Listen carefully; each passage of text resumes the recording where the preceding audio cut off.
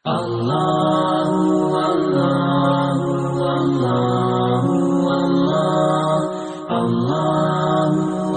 ابن عباس رضی اللہ تعالیٰ عنہ روایت فرماتے ہیں کہ حضرت امام علی علیہ السلام کے پاس ایک دن کل 4 درہم تھے۔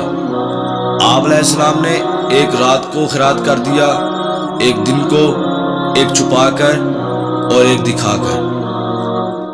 تو پھر یہی آیت کریمہ اللہ تعالیٰ نے حضرت امام علی علیہ السلام کے اس عمل کو دیکھ کر ان کی شان میں نازل فرمائی کہ جو لوگ اپنے مال دن رات خاموشی سے بھی اور علانیہ بھی خرچ کرتے ہیں، وہ اپنے پروردگار کے پاس اپنا ثواب پائیں گے اور نہ انہیں کوئی خوف لاحق ہوگا اور نہ کوئی غم پہنچے گا۔